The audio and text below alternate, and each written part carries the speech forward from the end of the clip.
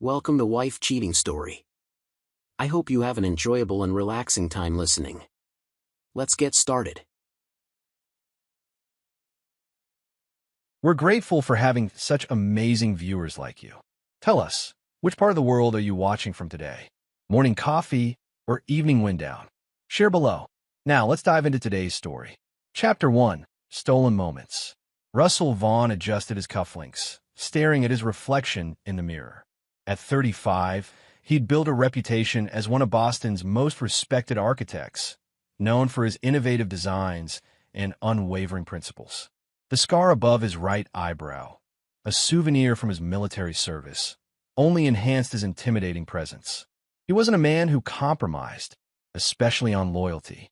The call from his friend Parker had come at an inconvenient time, just hours before his wedding reception, but the urgency in Parker's voice convinced Russell to meet him at the hotel bar.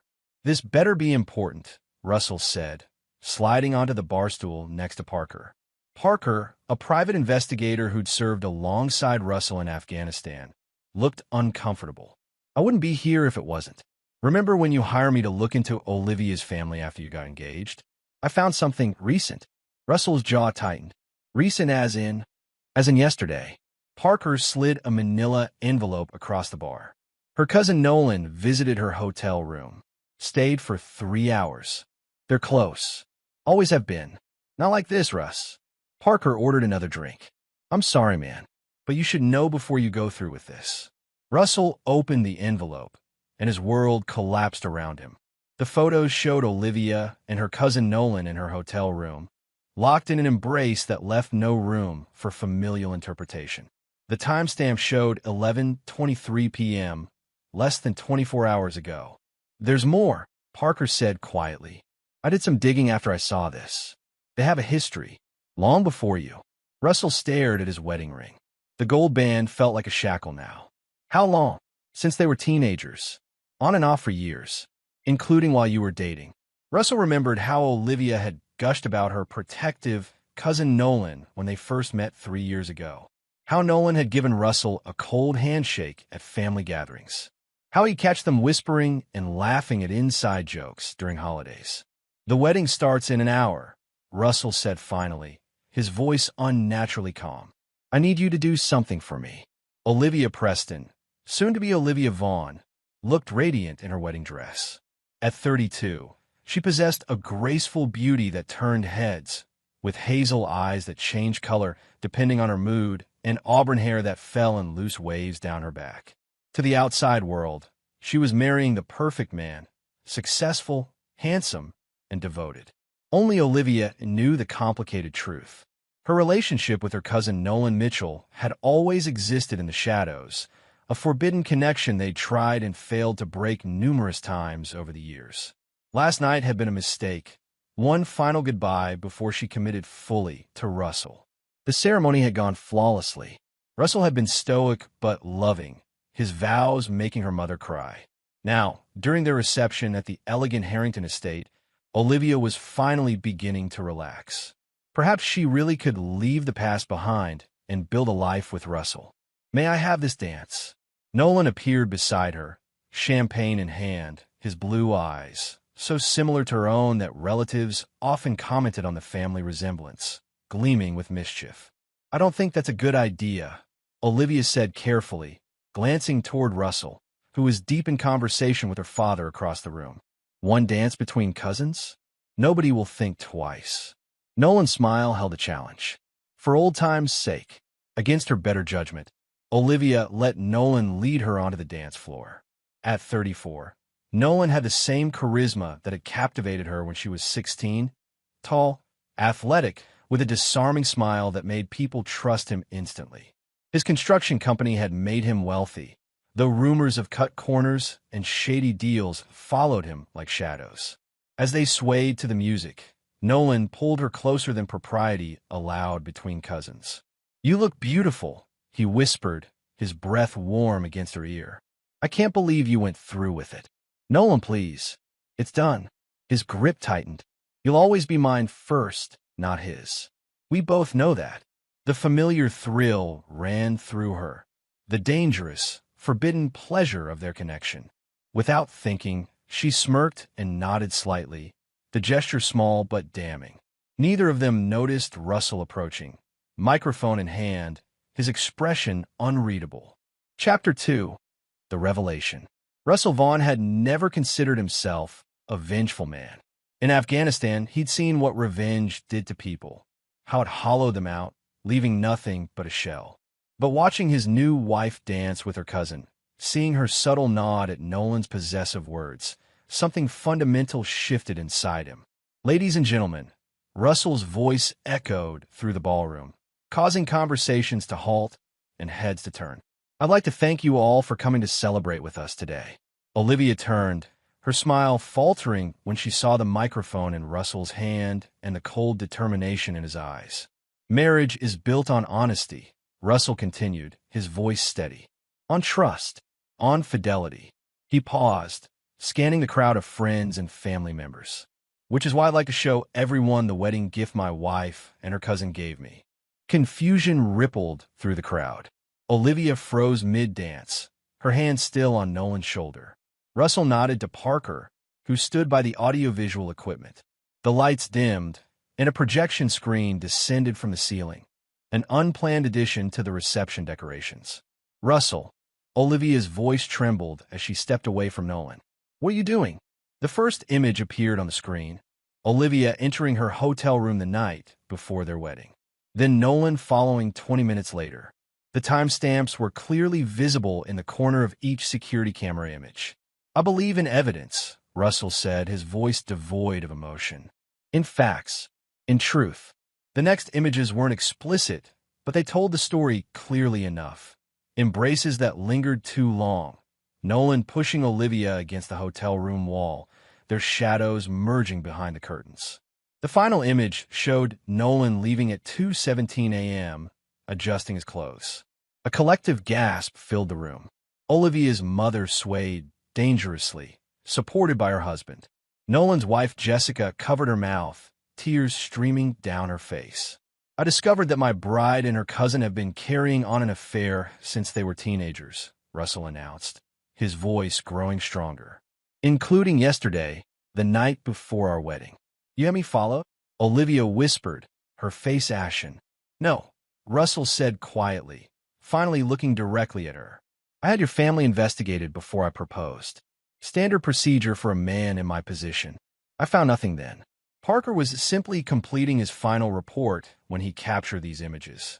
Call it unfortunate timing. Nolan stepped forward, hands raised placatingly. Look, man, this isn't what it looks like. We were just what, Nolan? Russell's voice cut like steel. Discussing construction plans in her hotel room at midnight? Planning my surprise party? Please enlighten us all. Jessica Mitchell approached her husband, her voice breaking. How could you? With your own cousin? The room descended into chaos. Accusations, denials, tears. Russell stood in the center, immovable, as Olivia's carefully constructed world collapsed around her. There's more, Russell said, raising the microphone again. The room gradually quieted. My investigations revealed something else. Something I wasn't looking for, but found nonetheless. The screen changed to show documents, bank statements, property deeds. It seems Nolan's construction company has been funding its operations through an interesting arrangement with Olivia. For the past 5 years, while she worked as financial advisor for Summit Investments, she's been directing her clients' money into her cousin's failing projects. Fresh shock rippled through the crowd. Olivia's boss, who'd been invited to the wedding, stood abruptly. I have provided copies of all this evidence to the relevant authorities, Russell continued calmly. They should be arriving shortly to ask some questions. As if on cue, several serious-looking individuals entered the ballroom, their badges visible. Russell placed the microphone on a nearby table and removed his wedding ring, placing it beside the microphone. The honeymoon to Bali has been canceled, he said, straightening his tie. I believe you'll both be otherwise occupied. Chapter 3. The Architect of Pain. 3 years earlier, Russell Vaughn had fallen hard for Olivia Preston. They'd met at a charity gala, where she'd approached him about a donation to her organization supporting veterans. Her passion for the cause and her quick intelligence had impressed him immediately. Their courtship had been a whirlwind. Dinners at exclusive restaurants, weekends in the Hamptons, a magical Christmas in Vienna. Russell, always cautious, had found himself swept up in the romance of it all. For the first time since his return from Afghanistan, the nightmares had subsided. Olivia made him feel whole again. The first time he met Nolan had been at Thanksgiving dinner with Olivia's family. Something about the way Nolan had hugged Olivia set off warning bells in Russell's mind. His hand lingering too low on her back, their embrace lasting a beat too long. But Russell had dismissed it as his own paranoia, a product of the hypervigilance that had kept him alive in combat. They grew up together, Olivia's mother had explained when she caught Russell watching them. More like siblings than cousins. They've always been inseparable. Russell had nodded and smiled, but the unease remained. Over the next 2 years, he noticed other things. How Olivia's phone would buzz late at night with texts she'd quickly delete. How she'd suddenly need to run errands when Nolan was in town. How they seemed to communicate in half-sentences and meaningful glances at family gatherings. A month before proposing, Russell had hired Parker to investigate Olivia's family. It wasn't personal, he told himself. It was what any prudent businessman would do before merging his life with someone else's. The investigation had found nothing suspicious, and Russell had proposed with a 5-carat diamond ring on a sailboat in Nantucket Sound. Now, as the wedding reception dissolved into chaos around him, Russell retreated to a quiet corner of the venue. Parker joined him, handing him a tumbler of whiskey. "You okay?" Parker asked. Russell took a long sip. "I will be." The financial fraud. "That was a surprise to me, too," Parker admitted. "I only found it last night while going through her emails. There's a paper trail a mile wide. People get careless when they think they're untouchable," Russell said, watching as federal agents separated Olivia and Nolan for questioning. Jessica Mitchell approached them, her makeup streaked with tears. "Did you know?" "Before today." Russell shook his head. "Not about you." "I'm sorry." Jessica's laugh was bitter. "Don't be. I suspected something. Just not this." She gestured toward Olivia. "Not her. They really thought they were clever, didn't they?" Russell studied Jessica, a kindergarten teacher who'd supported Nolan through business school, who believed in his dreams. Another casualty of Olivia and Nolan's selfishness. "What will you do now?" Russell asked her. Jessica straightened her shoulders. "Divorce him. Rebuild." "You." "The same." Russell finished his whiskey. "Though I think I'll add a third step." "What's that?" Russell's smile was cold. "Ensure they never recover." As Olivia was escorted from the ballroom by federal agents, her eyes found Russell's across the room. The plea in them was clear. "Help me." Russell raised his empty glass in a mock toast and turned away. The wedding was over. The war had just begun. Chapter 4. Cold Calculations. 6 months after the wedding turned nightmare, Russell Vaughn sat in his penthouse office, reviewing the latest reports from his investigators. After the initial arrests, both Olivia and Nolan had been released on bail, their expensive lawyers working tirelessly to postpone their trials and discredit evidence. What they didn't know was that Russell had only revealed the tip of the iceberg at the wedding reception. The past 6 months had been spent meticulously gathering more evidence, following money trails, and identifying every person Olivia and Nolan had ever wronged. "Mr. Vaughn," his assistant's voice came through the intercom. "Ms. Mitchell is here to see you." Russell closed the file. "Send her in." Jessica Mitchell entered, looking markedly different from the broken woman at the wedding reception. Her blonde hair was cut in a sleek bob, her business attire crisp and professional. "Thank you for seeing me," she said, taking the offered seat across from Russell. "Your message said it was important." Jessica placed her own file on the desk. "Nolan's trying to hide assets before the divorce is finalized. My lawyer found these accounts, but we can't access them without proof they're connected to him." Russell flipped through the documents. "These are shell companies. Similar structure to what they use for the client fraud."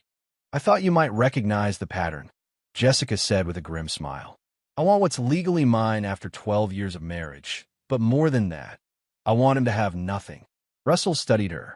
"Revenge isn't always the answer, Jessica," says the man who exposed his wife's affair at their wedding reception. Russell conceded the point with a slight nod. What exactly are you proposing? A partnership, Jessica said. I have insider knowledge about Nolan's business practices that go back years. Things I witnessed, conversations I overheard. You have the resources and connections to do something with that information. And what do you get out of this partnership? Jessica's eyes hardened. Justice, financial security, and the satisfaction of watching him lose everything, just like I did. Russell considered her offer. Jessica Mitchell was intelligent, motivated by a righteous anger he understood all too well, and she had access to information his investigators might never uncover. All right, he said finally, but we do this my way. Methodical, legal, nothing that can come back on either of us. Jessica's smile was razor sharp. I wouldn't have it any other way. Across town, in a considerably less impressive apartment, Olivia Preston sat across from her lawyer, absorbing the latest bad news. They've frozen all your accounts, Lorraine Davies explained, removing her glasses. The prosecution has convinced the judge that any funds might be proceeds from the alleged financial crimes. This is ridiculous, Olivia said, pacing the small living room. It was Nolan's idea. All of it. I just helped with some introductions. The evidence suggests otherwise, Lorraine replied carefully. The emails we've seen show you actively recruiting clients whose funds were then diverted to Mitchell construction projects. Olivia collapsed onto the sofa. Her designer clothes and luxury handbags had been sold one by one to pay legal fees. The prestigious financial firm had fired her immediately after her arrest. Former friends crossed the street to avoid her. This is Russell's doing, she said bitterly. He won't stop until he's destroyed me. Mr. Vaughn provided the initial evidence, Lorraine acknowledged, but the federal prosecution has built their own case. They're offering a deal if you testify against your cousin. Olivia laughed humorlessly. Throw Nolan under the bus? He'd never forgive me. You're facing up to 15 years, Olivia. Nolan would do the same to you in a heartbeat. Before Olivia could respond, her phone buzzed with a text from Nolan. Need to talk. Meet at the usual place. 8 p.m. Their usual place was a small jazz club in Cambridge where they'd first crossed the line from cousins to something more forbidden when she was 16 and he was 18. The owners had changed over the years, but the back booth where they'd shared their first kiss remained the same. I'll think about it, Olivia told her lawyer, already planning what she would wear to meet Nolan. Some habits were harder to break than others. Chapter 5. The Spider's Web. The jazz club was nearly empty when Olivia arrived. Tuesday nights were slow, which was precisely why she and Nolan had chosen it for their meetings over the years. Less chance of being recognized together. Nolan was already in their booth, nursing a scotch, his once immaculate appearance now slightly disheveled. The stress of the past months had etched new lines around his eyes. You look terrible, Olivia said, sliding into the booth across from him. You don't look much better, he retorted, pushing a glass of white wine toward her. Your lawyer call you today? Olivia nodded. They're offering a deal if I testify against you. Same here, Nolan said with a bitter laugh. They're playing us against each other. It's Russell. He's behind this. Olivia sipped her wine. The initial evidence wasn't enough for him. He's still digging. Nolan leaned closer. We need to strike back. Find something on him. Everyone has skeletons. Olivia shook her head. Not Russell. He's too careful, too controlled. Nobody's perfect. What about his time in Afghanistan? Those military records are sealed for a reason. Olivia hesitated. He never talked about it. Just nightmares sometimes. Waking up screaming names I didn't recognize. There's our angle, Nolan said, excitement creeping into his voice. I have a contact who might be able to access those records. If there's something there, something he did, we could use it as leverage. Blackmail? That's your solution. You have a better idea? The prosecution has emails, bank transfers. My company is bankrupt. Jessica is taking everything else in the divorce, and you're selling designer purses to make rent. We're running out of options, Liv. Olivia considered her cousin's words. She'd loved Russell once, or thought she had. But that man had disappeared the moment he picked up that microphone at their wedding reception, replaced by a cold, calculating stranger intent on her destruction. All right, she agreed reluctantly. See what your contact can find. But be careful. If Russell catches us digging into his past, he won't, Nolan assured her, reaching across the table to squeeze her hand. We just need one piece of leverage, something bad enough that he'll back off to keep it quiet.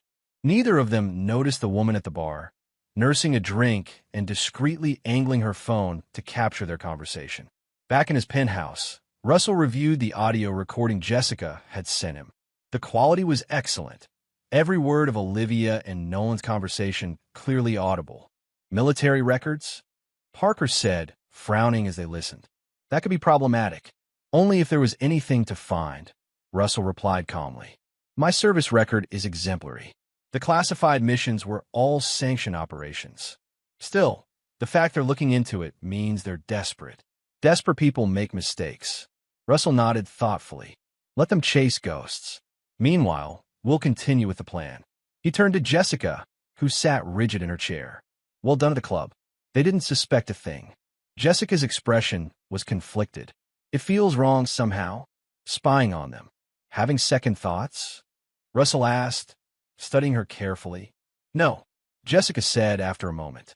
Just not used to this world of surveillance and deception. Unlike some people, apparently. Russell understood her meaning. Unlike Olivia and Nolan, who have been living double lives for years. The next phase begins tomorrow, Russell said, closing his laptop. Lorraine Davies will present the prosecution's latest offer to Olivia. And your divorce attorney will suddenly discover new evidence of Nolan's hidden assets. And then, Jessica asked. Russell's smile didn't reach his eyes. Then we watched them turn on each other. Chapter 6, Betrayal Begets Betrayal. The conference room at the federal prosecutor's office felt suffocating. Olivia sat beside her lawyer, facing Assistant U.S. Attorney Marissa Chun, whose reputation for ruthless prosecution of white-collar crime had earned her the nickname the Executioner among Boston's legal community.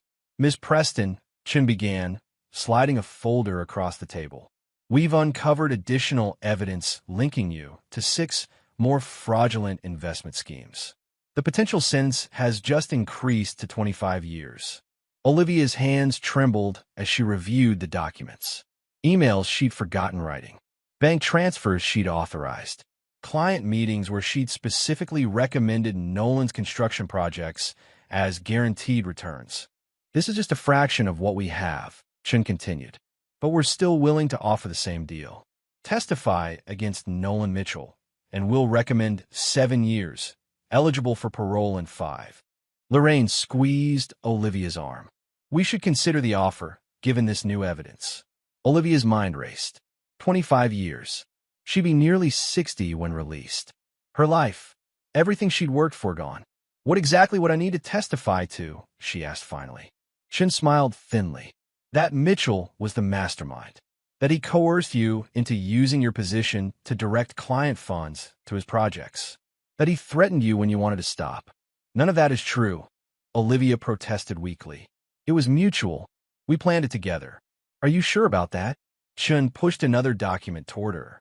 This is a statement from Mitchell's attorney from yesterday. He claims you were the architect of the entire scheme, that you manipulated him through your unique relationship. Olivia stared at the document in disbelief. Nolan was blaming her? After all they'd been through together? He's lying, she whispered. Maybe, Chun acknowledged. But his story is consistent with the evidence. And it's better for the jury. The naive businessman manipulated by his seductive, financially savvy cousin. Ms. Chun, Lorraine interjected. May we have the room for a moment? Once alone with her client, Lorraine spoke bluntly. He's thrown you to the wolves, Olivia. Take the deal. Olivia's shock gave way to cold rage. After everything she'd sacrificed for Nolan, her integrity, her career, her marriage to a good man, he betrayed her at the first opportunity.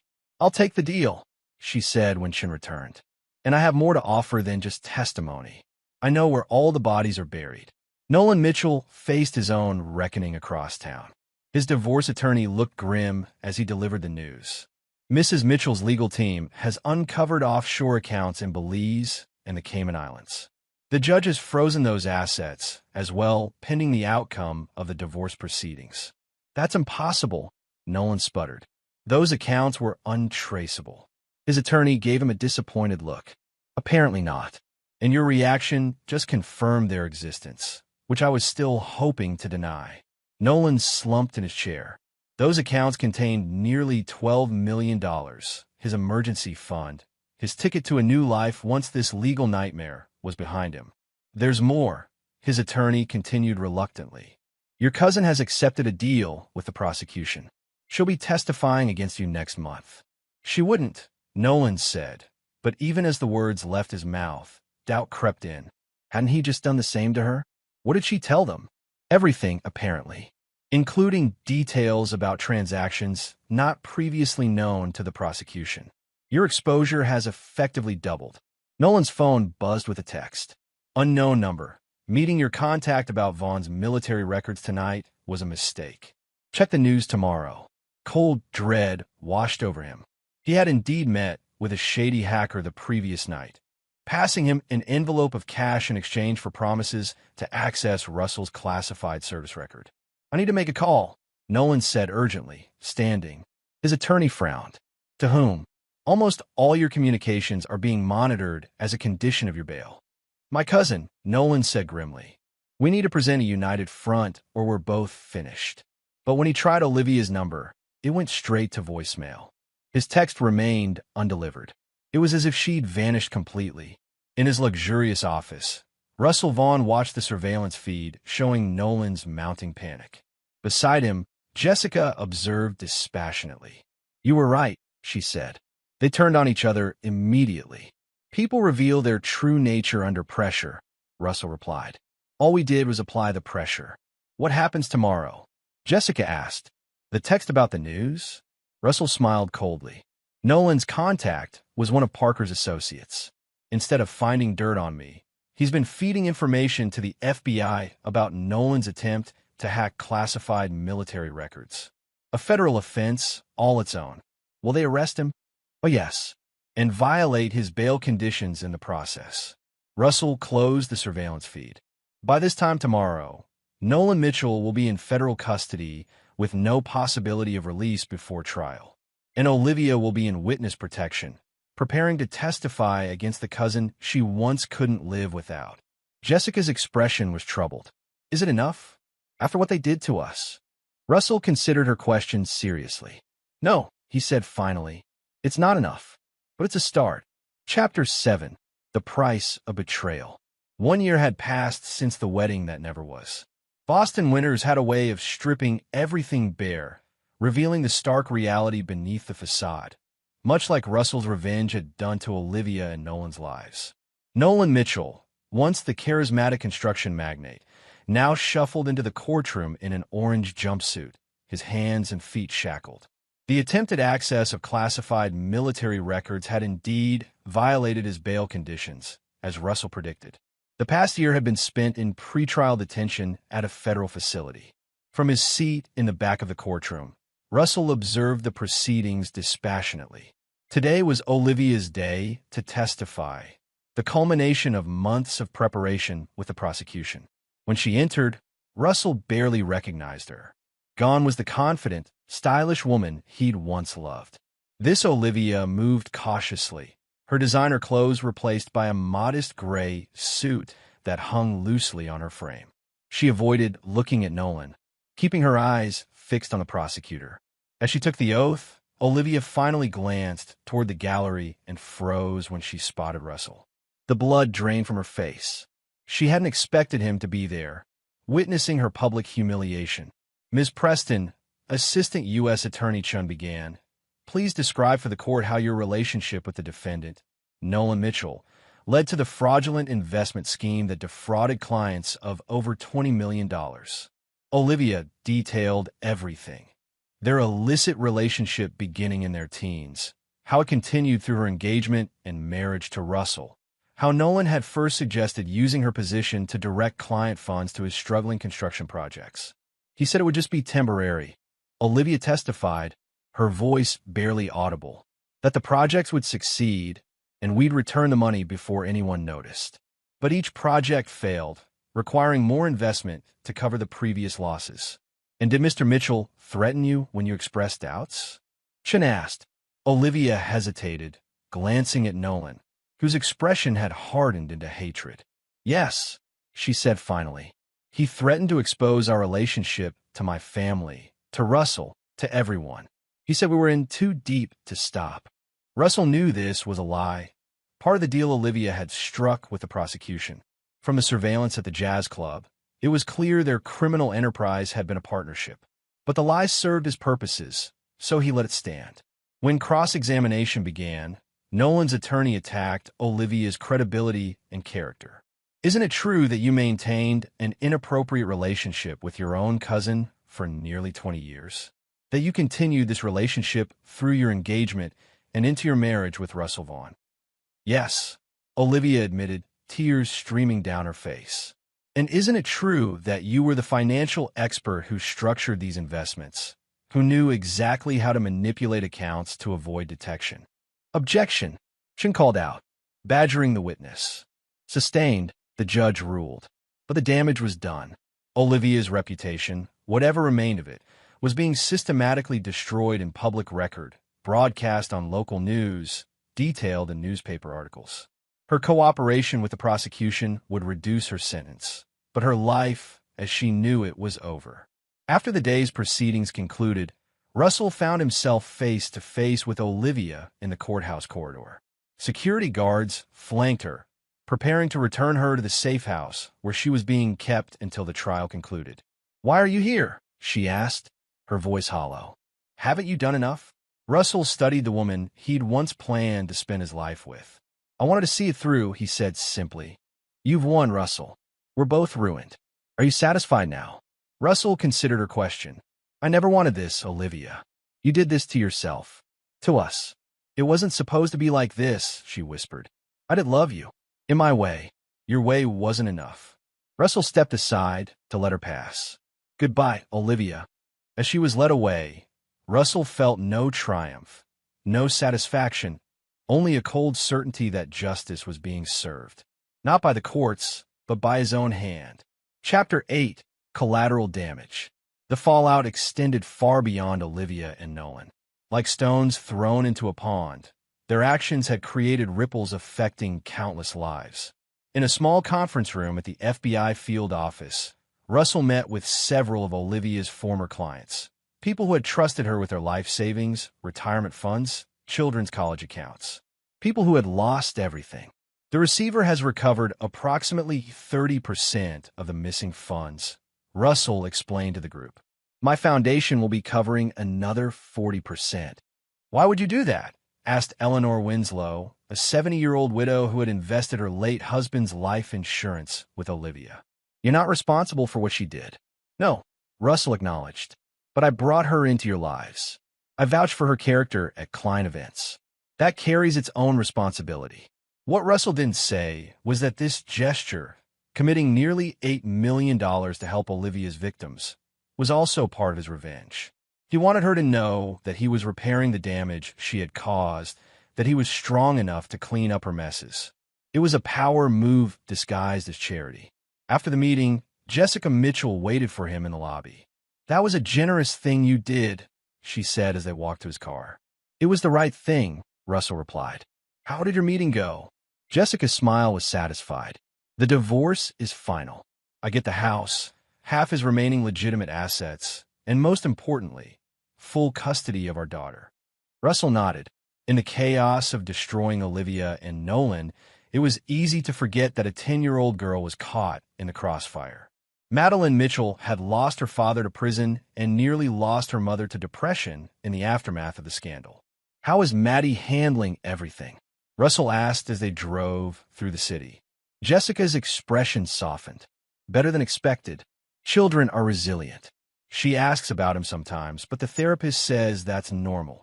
And you? How are you handling everything? Jessica was silent for a moment. Over the past year, their partnership had evolved into something more complex than revenge co-conspirators. Not quite friendship, not quite romance, but something built on mutual understanding and respect. I'm rebuilding, she said finally. My new counseling practice is doing well. The divorce settlement gives us financial security. But sometimes I wake up at night wondering if we went too far. Russell's hands tightened on the steering wheel. They betrayed us in the worst possible way. Jessica, they deserved everything they got. Did Maddie deserve to lose her father? Did Olivia's elderly parents deserve to have their retirement fund wiped out when her legal fees exceeded her resources? Collateral damage, Russell said, but the words sounded hollow even to his own ears. That's a military term, Jessica observed. Acceptable losses in pursuit of a strategic objective. Is that how you see all this? As a war? Russell pulled the car into a parking space and turned to face her. When Olivia and Nolan betrayed us, they declared war. I just finished what they started. Jessica studied him, her expression troubled. The thing about war, Russell, is that it changes everyone involved, even the victors. In his cell at the Federal Detention Center, Nolan Mitchell received a visitor, his first in months, since his former business associates and friends had abandoned him one by one. You have 15 minutes, the guard announced, leaving Nolan alone with his attorney. The verdict will come down next week, the lawyer said without preamble. It doesn't look good. The prosecution's case is airtight. Because my own cousin sold me out, Nolan said bitterly. Mr. Mitchell, I need you to understand the gravity of your situation. You're facing up to 30 years. There's still time to consider a plea deal. Nolan laughed humorlessly. What's the point? My company is gone. My wife divorced me. My daughter doesn't answer my letters. What exactly am I preserving my freedom for? The attorney slid a document across the table. This arrived at my office yesterday. I'm legally obligated to share it with you. Nolan scanned the document, his face paling. This is from my daughter's school. They're revoking her scholarship. Apparently, the school foundation recently received a significant donation from Vaughn Architects, with the stipulation that any relatives of yours should be disqualified for financial aid. Nolan crumpled the paper in his fist. He's going after my daughter now? That's crossing a line. There's more, the attorney said grimly. Your mother's assisted living facility is under new ownership, the Vaughn Foundation. Her lease isn't being renewed. He can't do this. Legally, he can. There's nothing explicit connecting these actions to your case. On paper, it's just business decisions. Nolan's mind raced. Russell Vaughn wasn't just content with destroying him and Olivia. He was systematically erasing any support system they might have, ensuring they would never recover, even after serving their sentences.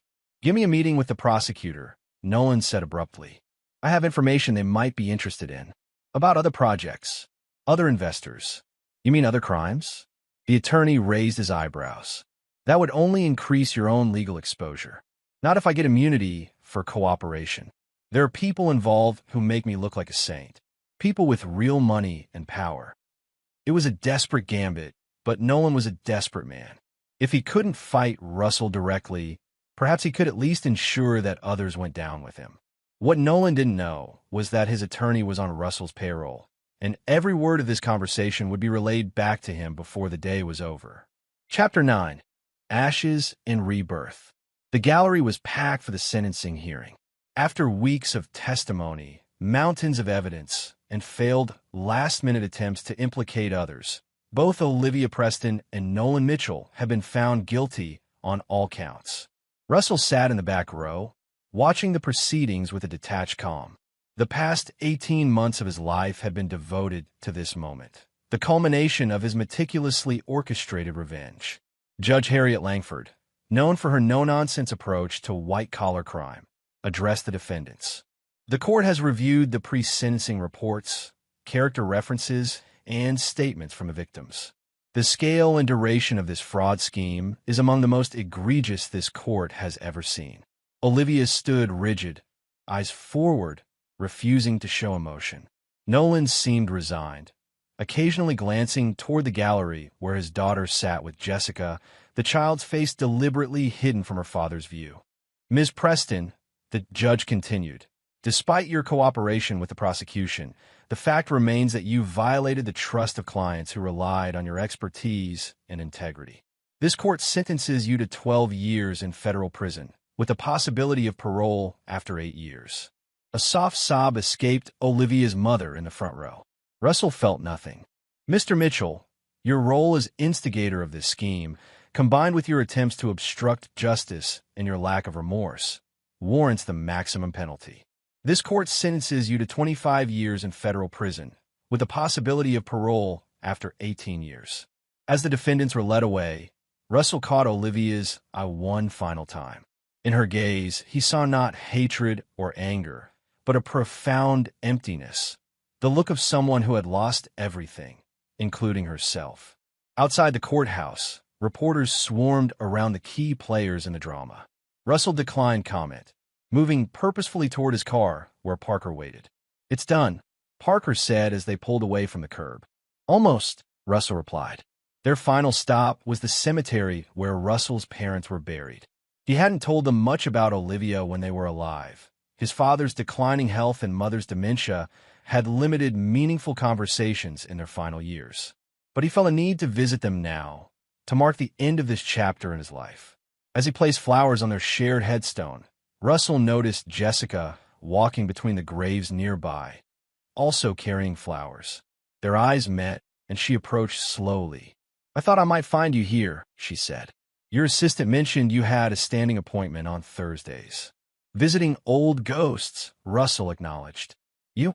"My sister," Jessica said softly. Today would have been her 35th birthday. They stood in companionable silence for a moment. "It's really over," Jessica said finally. "The sentencing, the legal battles, all of it." "Yes." "Do you feel different? Vindicated? Satisfied?" Russell considered her question carefully. "I feel unburdened, like I can finally think about the future instead of the past." And what does that future look like for Russell Vaughn? Russell hadn't allowed himself to think beyond his revenge for so long that the question caught him off guard. His architectural firm was thriving. His foundation was making a difference for veterans. Financially and professionally, his future was secure. But personally, the emptiness surprised him. "I don't know," he admitted. "What about you and Maddie?" Jessica's smile was cautiously optimistic. "We're healing, moving forward. Her therapist thinks the worst is behind us." They walked together toward the cemetery gates, the late afternoon sun casting long shadows across the grounds. "I have a confession," Jessica said suddenly. "I've been offered a position at a counseling center in Chicago. A fresh start, away from the gossip and the history. I'm considering taking it." Russell felt an unexpected pang at the thought of her leaving. Over the past 18 months, Jessica had become the one person who truly understood what he'd been through, who had walked the same path of betrayal and revenge. "You should take it," he said, meaning it. "You and Maddie deserve a new beginning. What about you? Will you stay in Boston?" Russell looked out over the city skyline in the distance. Boston had been his home, the place where he'd built his life, his career, his brief marriage. Now it felt haunted by memories he'd rather leave behind. "I've been offered a project in Seattle," he said. "A sustainable urban development. The kind of work I've always wanted to do." "You should take it," Jessica echoed his words with a smile. They reached their cars, pausing awkwardly. They weren't friends in the traditional sense, but they were bonded by shared trauma and mutual respect. "When do you leave?" Russell asked. "End of the month. Maddie will finish the school year here, then transfer." Russell nodded. "I wish you both the best, Jessica. Truly. And I you." She hesitated, then added, "Was it worth it? Everything we did." Russell thought about Olivia and Nolan, now beginning decades behind bars. About the destroyed lives, the collateral damage, the person he'd become in pursuit of justice. "They made their choices," he said finally. "We made ours." Jessica studied him for a long moment, then nodded, accepting his non-answer. "Goodbye, Russell." As he watched her drive away, Russell felt a chapter closing definitively. His revenge was complete. Justice, by his definition, had been served. Olivia and Nolan would never recover from what he'd done to them, just as he had never fully recovered from their betrayal. The difference was that Russell could still rebuild, still create, still find purpose. That perhaps was the most satisfying revenge of all, not just destroying those who had wronged him, but thriving in spite of them. Russell got into his car and drove toward the future, leaving the ashes of his past behind. And there you have it. Another story comes to an end. What did you think? I'd love to hear your thoughts in the comments below. If you enjoy this story, consider joining our community by subscribing. It means the world to us. For more stories like this one, check out the recommended videos on screen. And I'll see you there.